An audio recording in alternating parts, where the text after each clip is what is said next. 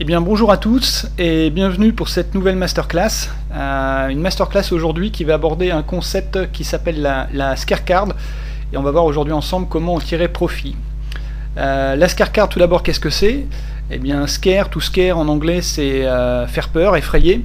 Donc l'idée de la scorecard, c'est d'utiliser une carte qui ne va pas compléter ou améliorer notre jeu, mais dont on a de bonnes chances de penser qu'elle va faire peur à notre adversaire. Alors ça peut être par exemple un as au flop, ou c'est plus souvent le tirage qui rentre sur la turn ou la river. Donc l'idée de cette masterclass aujourd'hui, c'est de voir comment on peut au mieux tirer profit de cette carte.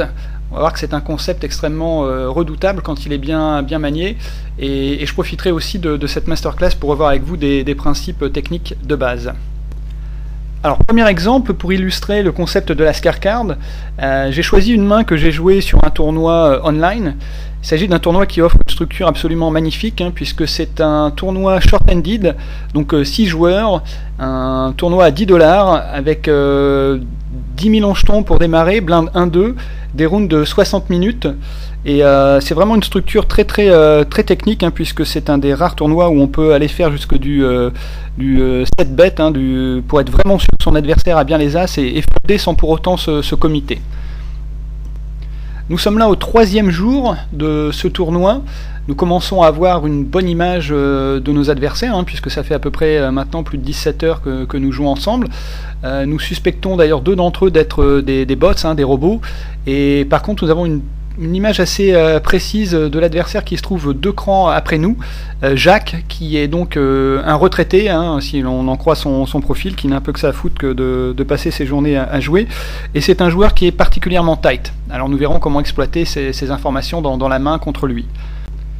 Les blindes sont de 25-25 et nous avons un stack de 10 000 et roi 10 de pique, une belle main pour limper, d'autant qu'à ce stade les stacks n'ont pas encore trop bougé, tout le monde est assez deep. Il faut dire qu'avec une telle structure, tout le monde joue relativement tight jusqu'à présent. Notre adversaire sur la gauche fold, et Jacques, la grosse serrure de la table, effectue une relance à 4 fois. Tout le monde fold, et avec roi 10 de pique et sans la position, évidemment, nous allons décider de voir le flop en misant sur notre faculté de jouer mieux que Jacques au flop. Alors à ce moment, il convient d'essayer de mettre son adversaire sur une main, et donc je vais décider de mettre Jacques, compte tenu de son profil extrêmement tight, sur une paire de rois, et plus précisément sur roi de carreau et roi de trèfle. Alors je vous invite à vous exercer, vous aussi, à essayer d'avoir des reads très précis sur vos adversaires. Donc en l'occurrence avec roi 10 de pique, on a une belle main pour jouer contre la paire de rois de Jacques, puisque notre roi de pique lui retire un out pour faire brelan, et lui par contre avec ses 2 rois, comme nous on a le roi de pique, il ne nous retire aucun out pour notre couleur à pique. 350 dans le pot, et le flop vient dame de cœur, valet de cœur, 3 de cœur. Alors c'est un flop qui apporte son lot de bonnes et de mauvaises nouvelles. Donc bonne nouvelle, nous avons un tirage suite par les 2 bouts. Autre bonne nouvelle, il n'y a pas d'as au flop, donc notre adversaire qui a une paire de rois risque de rester dans ce coup. Par contre, mauvaise nouvelle, évidemment, nous aurions préféré voir 3 piques pour jouer contre une main premium comme celle que nous suspectons chez notre adversaire, et voir ce qu'il aurait été convenu d'appeler un choc à pique. C'est donc à nous de parler, et nous allons introduire là, dans cette masterclass, un premier concept technique qui est donc le check pour info. Donc vous êtes premier de parole, tous les regards sont braqués sur vous, et donc vous checkez de façon à renverser complètement la pression sur votre adversaire. En effet, en checkant, vous masquez complètement la force ou la faiblesse de votre main, et d'un seul coup, tous les regards se retrouvent braqués vers votre adversaire, qui se retrouve maintenant obligé de parler, puisque, comme vous n'avez rien dit, c'est désormais à lui d'être sous pression. Donc un move assez subtil. En l'occurrence, notre adversaire ne se pose pas de questions et overbet le pot. Et donc évidemment, comme nous avons montré jusque-là 3 tonnes de faiblesse et que nous n'avons jamais rien compris aux cotes, nous décidons de payer avec notre tirage cet overbet. 1200 dans le pot, et la turn vient, c'est une doublette de la dame de cœur. Notre adversaire, qui était déjà à moitié paralysé du côté droit pour des raisons de santé, est désormais complètement paralysé par cette scorecard. Pourquoi? Parce que d'une part, elle fait rentrer le tirage couleur. D'autre part, si nous étions accrochés avec une dame, nous avons désormais brelan. Enfin, en voyant cette scare card, il y a fort à parier que notre adversaire est déjà en train de contacter le support du site, ou de lancer un antivirus sur son PC, ou tout simplement de quitter la partie.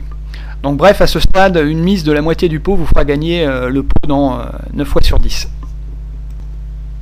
Si par miracle votre adversaire venait quand même à s'accrocher à votre mise sur cette turn, je vous invite à lui proposer un run twice, c'est-à-dire de faire tomber 2 rivers. D'une part pour qu'il contacte à ce moment là le support du site pour savoir comment on fait et qu'il perde tout son créditant et qu'il time out et que vous gagnez. Ça c'est une astuce assez classique qui marche toujours. Et d'autre part pour maximiser vos chances de voir une doublette du valet de cœur ou une doublette du 3 de cœur, voire une triplette de la dame. Pour l'anecdote, j'ai assisté pratiquement au même coup, non pas sur internet mais dans une situation réelle. C'était dans un cercle de jeu avec des gens du milieu à 4 h du matin dans une partie d'argent assez élevée, dans un cercle de jeu qui a fermé suite à ce coup d'ailleurs, puisque sur une doublette de la dame de cœur, les esprits se sont un peu échauffés. Un coup qui a fait 2 morts, dont le croupier, et c'est la seule et unique fois je pense que j'ai vu un croupier qui s'est retrouvé drawing dead sur la turn. Deuxième exemple à présent, toujours issu du même tournoi, avec des stacks relativement équivalents. Pour illustrer donc l'idée de la scare card, une main qui va se jouer under the gun une fois de plus, la position en tant que donk nous importe peu. Nous allons jouer avec 8 et 3 offsuit, une main avec un fort potentiel, puisqu'on joue d'une part pour toutes les suites avec notre 3 entre 1, 2, 3, 4, 5, mais aussi avec notre 8 pour toutes les suites aux alentours de 7, 8, 9, 10 valets. Et en outre, avec 2 couleurs différentes, le trèfle et le cœur, nous jouons pour 2 couleurs potentiellement et non pas une seule avec les suited connecteurs où là, malheureusement, on ne peut en jouer qu'une. Nous limpons donc pour 25 avec cette main à fort potentiel. Notre adversaire juste à gauche se couche et Jacques, encore une fois, la serrure de la table décide de relancer à 4 fois pour nous isoler comme il a pris l'habitude de le faire. Et encore une fois, nous décidons de limp coller très rapidement, évidemment toujours pour montrer un maximum de faiblesse comme nous avons l'habitude de le faire depuis le début. 350 dans le pot et le flop vient As de trèfle, Dame de cœur, 4 de cœur. Donc nous avons complètement raté notre flop et il a de fortes chances d'avoir touché celui de notre adversaire que nous mettons sur As valet de carreau ou As valet de pique à préciser. Donc là encore nous checkons, check pour info. Et notre adversaire mise très rapidement un petit peu plus que le pot, indiquant clairement par là qu'il a l'as. Donc là, on va effectuer ce qu'on appelle un floating à l'envers, un reverse float. Donc on va flotter sans la position. L'idée, c'est de montrer qu'on n'est pas le genre d'adversaire qu'on chasse facilement d'un pot, quand même il aurait raté son flop. Et donc on va essayer d'avoir une scare card sur la turn pour outplayer complètement notre adversaire. 1200 dans le pot, la turn vient, c'est la mort. Alors la mort représente la scare card absolue, puisque dans tous les jeux de tarot de toutes les cultures, cette carte représente grand danger pour toi, homme blanc. En l'occurrence, il y a tout lieu de penser que cette carte va complètement paralyser notre adversaire, Jacques, le retraité, puisqu'on peut considérer qu'il est en quelque sorte à la bulle de son existence, qu'il a déjà vu sauter un certain nombre de ses amis, et qu'en l'occurrence avec son As-Valet, il est peut-être prêt à engager tout son tournoi, mais sûrement pas toute sa vie, ni même celle d'un de ses proches. Donc en l'occurrence, une mise de la moitié du pot est assurée de vous faire gagner ce... Dans la réalité, qu'est-ce qui s'est passé? Eh bien j'ai fait une mise de la moitié du pot, et Jacques a immédiatement foldé, et en fait il a fait sit out, et on n'a plus jamais eu de ses nouvelles. Voilà, donc merci d'avoir suivi cette masterclass. En ce qui me concerne, je vais retourner finir ce tournoi qui est toujours en cours, puisque suite au départ de Jacques, nous avons décidé avec tous les autres joueurs de la table de voler tour à tour ses blindes. Nous en sommes à présent au level 127, et je tiens à m'assurer que je ne vais pas rater mon tour de vol de blindes. Donc je vous dis à très bientôt pour une prochaine masterclass.